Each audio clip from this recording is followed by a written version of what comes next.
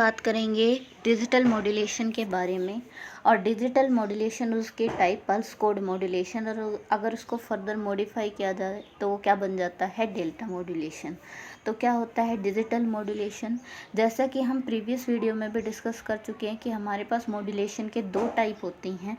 कौन कौन से? कंटिन्यूस वेव मॉड्यूलेशन और पल्स मॉड्यूलेशन। और पल्स मॉड्यूलेशन को फर्दर डिवाइड किया गया है एनालॉग और डिजिटल के अंदर।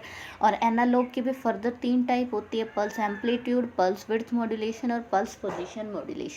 ये हम ऑलरेडी डिस्कस कर चुके हैं। अब हमारे पास आता है डिजिटल मॉड्यूलेशन। तो जैसा कि हम पहले भी बता चुके हैं कि इसके अंदर जो सिग्नल होगा वो डिजिट्स की फॉर्म में होगा, 0 1 0 1 कुछ इस टाइप से प्रेजेंट होगा। इसीलिए इसको हम क्या कहते हैं, डिजिटल मॉड्यूलेशन कहते हैं। लेकिन इसमें मॉड्यूलेशन जैसा कुछ नहीं होता है जबकि मॉड्यूलेटिंग सिग्नल को सुपर इम्पोज करवाया जाए कैरियर वेव के साथ, और देन उसका एम्पलीट्यूड, फ्रीक्वेंसी या फिर फेज, इन तीनों में से कोई भी एक क्वांटिटी जो होगी कैरियर की वो वेरी करेगी। इसके अंदर ऐसा कुछ भी नहीं होता है, लेकिन फिर भी हम इसको क्या कहते हैं, मॉड्यूलेशन के अंदर कंसीडर करते हैं। ऐसा इसलिए करते हैं क्योंकि जिस टाइप से मॉड्यूलेशन के अंदर सिग्नल को ट्रांसमिट किया जाता है, उसको रिसीविंग एंड पर रिसीव किया जाता है, डीमॉड्यूलेशन किया जाता है, सेम ऐसा ही प्रोसेस इस डिजिटल मॉड्यूलेशन के अंदर होता है, एक्सेप्ट एम्पलीट्यूड, फ्रिक्वेंसी और फेज में वेरिएशन के। तो इसीलिए इसको हम मॉड्यूलेशन के अंदर कंसीडर करते हैं। और डिजिटल मॉड्यूलेशन की एक टाइप होती है जिसको हम कहते हैं पल्स कोड मॉड्यूलेशन। उसको अगर फर्दर मॉडिफाई किया जाए तो वो बन जाता है डेल्टा मॉड्यूलेशन। तो हम सबसे पहले देखते हैं कि पल्स कोड मॉड्यूलेशन होता क्या है। तो पल्स कोड मॉड्यूलेशन की सबसे जो बेसिक है वो क्या है कि सबसे पहले एनालॉग सिग्नल को कन्वर्ट करना होगा डिजिट्स की फॉर्म में, तभी हम उसको क्या करेंगे, ट्रांसमिट कर पाएंगे। और रिसीविंग एंड पर उस सेम प्रोसेस को क्या किया जाता है, रिवर्स के अंदर किया जाता है, ताकि जो सिग्नल हमने सेंड किया था वापस से उसी फॉर्म के अंदर उसको कन्वर्ट कर सकें। तो ट्रांसमीटर एंड पर होता क्या है, ट्रांसमीटर के केस में सबसे पहले तो एनालॉग सिग्नल, मैसेज सिग्नल जो होता है उसको पास करवाया जाता है लो पास फिल्टर से, देन उसको पास करवाया जाता है सैम्पलर सर्किट से, देन उसको क्या किया जाता है, क्वांटाइज किया जाता है, देन एनकोडिंग की जाती है, और फाइनली जो हमें एनकोडर से आउटपुट मिलती है वो क्या होती है, पल्स कोड मॉड्यूलेशन। और जैसा कि हमें पता है कि मॉड्यूलेशन के बाद उनका डीमॉड्यूलेशन भी ज़रूरी होता है, तो रिसीविंग एंड पर इसी प्रोसेस का रिवर्स करते हुए क्या किया जाता है, डीमॉड्यूलेशन किया जाता है। तो 1 बाय 1 हम कंपोनेंट को क्या करेंगे, स्टडी करेंगे। तो सबसे पहले क्या है हमारे पास, एनालॉग या मैसेज सिग्नल जो है हमारे पास, उसको सबसे पहले हम कहाँ सेंड करते हैं, उसको सेंड किया जाता है लो पास फिल्टर पर। अब लो पास फिल्टर जैसे नाम से ही पता चल रहा है कि ये लो फ्रिक्वेंसीज वाले जो कंपोनेंट है उनको तो पास कर देगा, और जो अदर कंपोनेंट है हाई फ्रिक्वेंसी वाले उनको क्या करेगा, रिजेक्ट करेगा। होता क्या है कि अगर हमारे पास जो सिग्नल एनालॉग सिग्नल है उसकी फ्रिक्वेंसी अगर मैक्सिमम फ्रिक्वेंसी के इक्वल है, तो वो सारे सिग्नल्स जिनकी फ्रिक्वेंसीज मैक्सिमम फ्रिक्वेंसी के इक्वल है वो तो क्या हो जाएंगे, पास। और वो सारे सिग्नल जिनकी फ्रिक्वेंसीज मैक्सिमम फ्रिक्वेंसी से ज़्यादा है वो सारे क्या हो जाएंगे, रिजेक्ट हो जाएंगे वो सारे सिग्नल।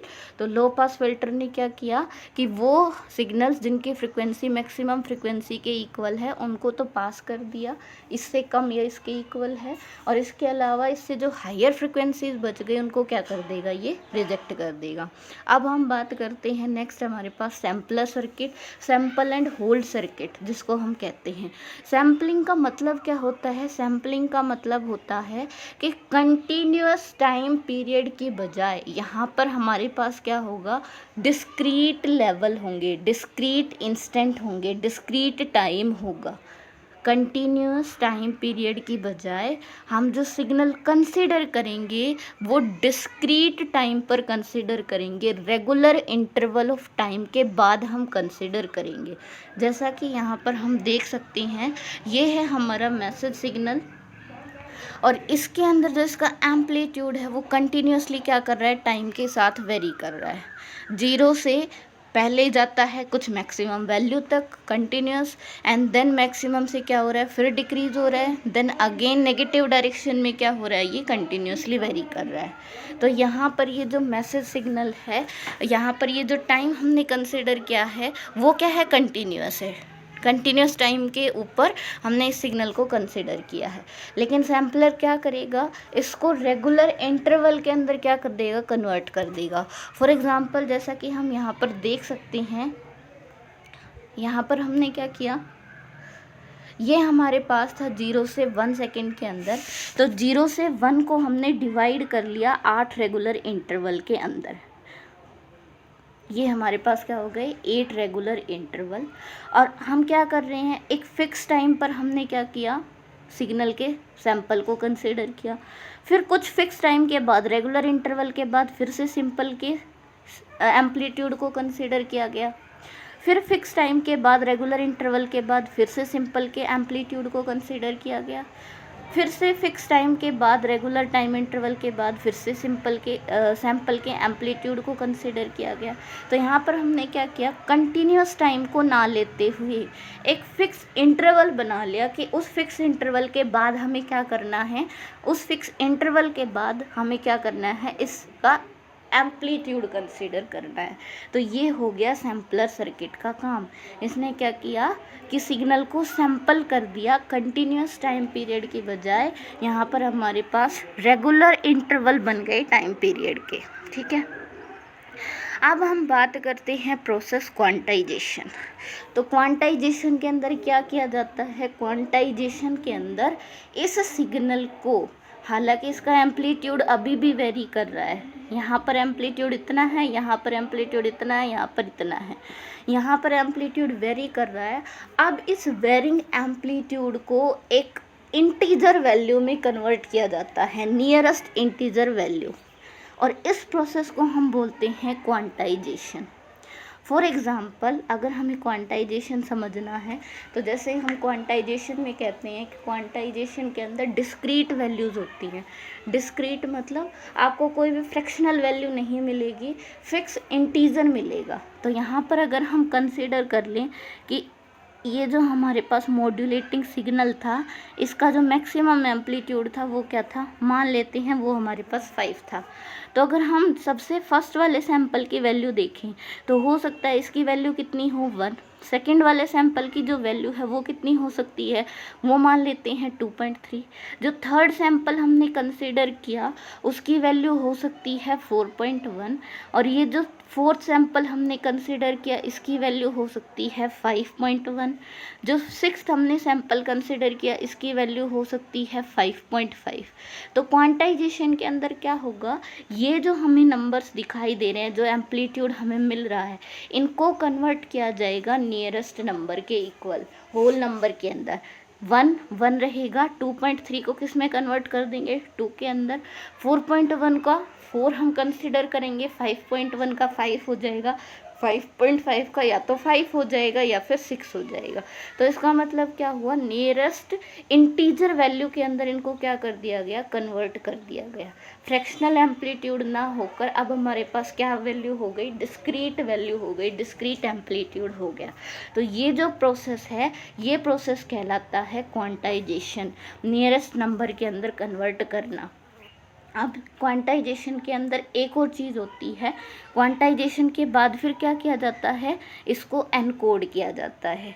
एनकोडर का यहाँ पर क्या मतलब है, जैसा कि हमने स्टार्टिंग में भी बताया था कि एनालॉग सिग्नल ना होकर हमारे पास सिग्नल किस फॉर्म का बन जाना चाहिए, डिजिट की फॉर्म का, मतलब 0 1 कुछ इस टाइप से बन जाना चाहिए। तो उसके लिए हम किसका यूज़ कर रहे हैं यहाँ पर, एनकोडर का।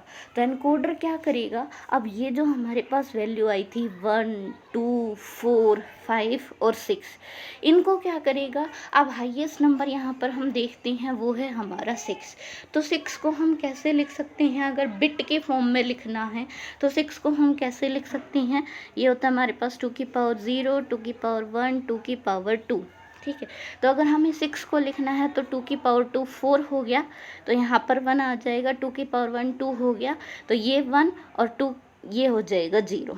तो ये जो 110 है बिट की फॉर्म में, बाइनरी नंबर के फॉर्म में 110 किसको रिप्रेजेंट कर रहा है, 6 को। तो सबसे पहले हम देखते हैं हाईएस्ट नंबर, और इस हाईएस्ट नंबर को हम किस में रिप्रेजेंट करते हैं, मैक्सिमम 3 बिट के अंदर रिप्रेजेंट करते हैं। तो ये बाकी जितने भी नंबर हमारे पास है 1 2 4 5 6, इनको कन्वर्ट किया जाएगा इन 3 बिट के अंदर।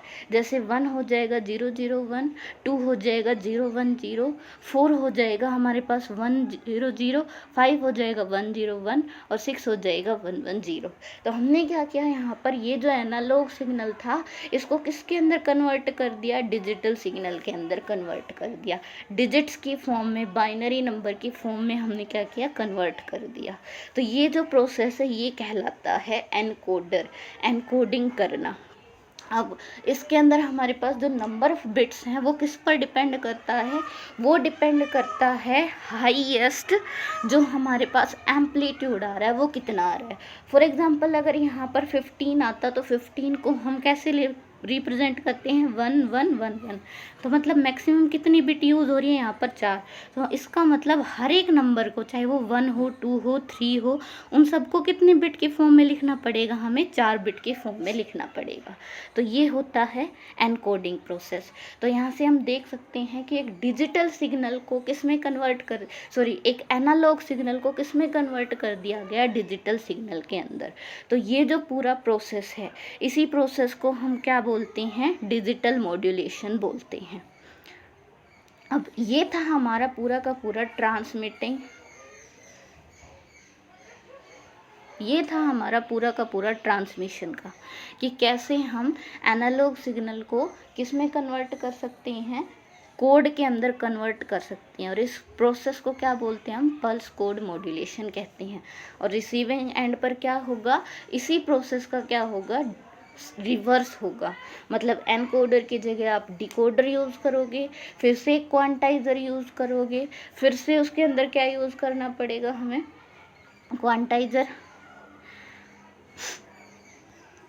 क्वांटाइजर के बाद फिर से हमें एक सैम्पलर सर्किट यूज़ करना पड़ेगा, लो पास फिल्टर। मतलब डीमॉड्यूलेशन प्रोसेस होगा रिसीविंग एंड पर, और जो हमने सिग्नल भेजा था वो एज इट इज़ हमें क्या मिल जाएगा, रिसीविंग एंड पर मिल जाएगा। अब हम बात करते हैं डेल्टा मॉड्यूलेशन की।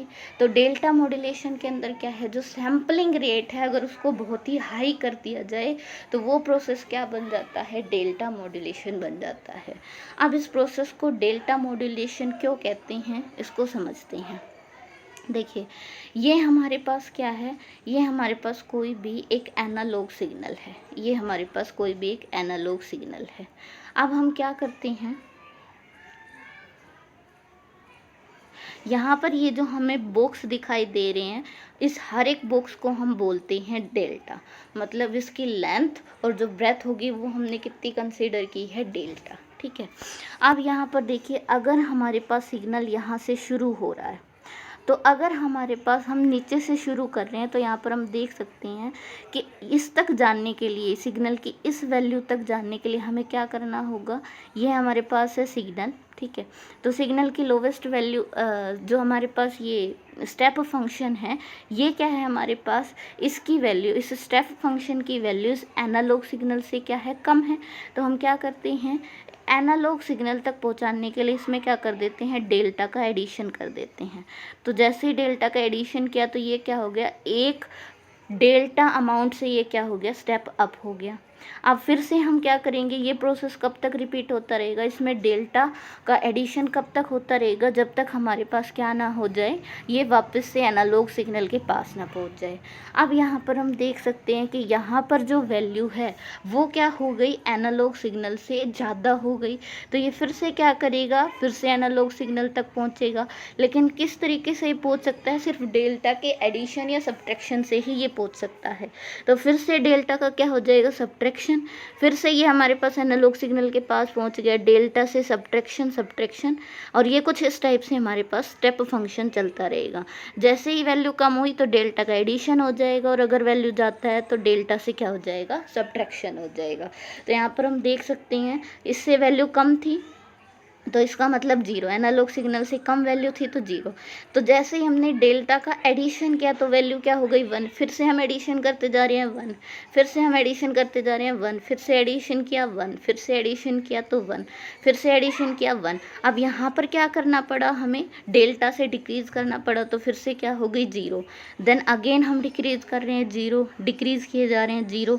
तो जहाँ तक डिक्रीज़ हो रहा है वहाँ तक तो चलेगी आपके पास वैल्यू जीरो, और जैसे ही इंक्रीमेंट होगा तो वहाँ पर वैल्यू हो जाएगी +1। तो ये हमारे पास सिग्नल क्या हो गया, 0 1 1 1 1 1 0 0 0 0 0 1 1। तो इस टाइप से ये हमारे पास सिग्नल किस में कन्वर्ट हो गया, डिजिट्स की फॉर्म में कन्वर्ट हो गया, 0 1 बाइनरी फॉर्म में कन्वर्ट हो गया। तो ये हमारे पास डेल्टा से एडिशन और सब्ट्रैक्शन हो रहा है, इसीलिए इस प्रोसेस को हम क्या कहते हैं, डेल्टा मॉड्यूलेशन कहते हैं। तो ये है हमारा डेल्टा मॉड्यूलेशन के बारे में। अगर आपको ये वीडियो अच्छी लगी तो please like and comment and subscribe my channel. Thank you.